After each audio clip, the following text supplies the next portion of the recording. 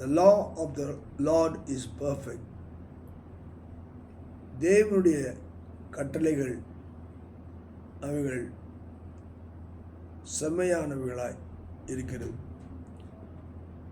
குறைவற்றதாய் இருக்கிறது. அதைத்தான் சங்கீதக்காரன் சொல்லுகிறார். சங்கீதங்களின் புஸ்தகம் 19ஆம் அதிகாரம் 7ஆம் வசனத்திலே, கர்த்தருடைய வேதம் குறைவற்றதும் ஆத்மாவை உயிர்ப்பிக்கிறதுமாய் இருக்கிறது என்று சொல்லி, அவருடைய வேதம் என்று சொல்லும்போது அது சத்திய வேதம் என்று சொல்லி நாம் பார்க்கிறோம். அந்த சத்தியம் என்று சொல்லும்போது there is no flaw, அதிலே குறைவு கிடையாது, உண்மை நிறைவு தன்மை அதிலே இருக்கிறது. அந்த நிறைவு தன்மை தான் அந்த மனுஷனை குறைவற்றவனாய் மாற்றுகிறது. ஆனபடினால் தான் சங்கீதக்காரன் சொல்கிறான், கர்த்தருடைய வேதம் குறைவற்றதும் அது ஆத்மாவை உயிர்ப்பிக்கிறது.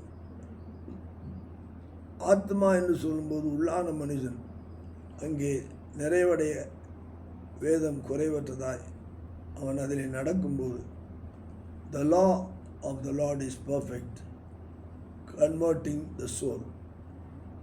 ஆனபடினாலே அவனுடைய ஆத்மா மாற்றப்படுகிறது, அவனுடைய ஆத்மா சமாதானப்படுத்தப்படுகிறது. அவனுடைய ஆத்மாவிலே குறையில்லை.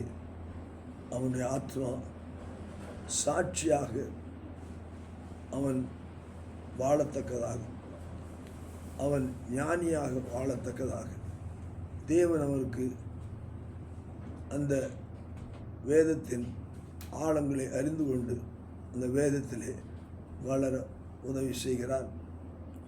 நாம் அவருடைய சத்தியத்திலே நடப்போம், நம்முடைய ஆத்மா மாற்றப்படும், நாம் நிறைவை காண்போம். கர்த்தர் உங்களை ஆசீர்வதிப்பாராக. ஆமென்.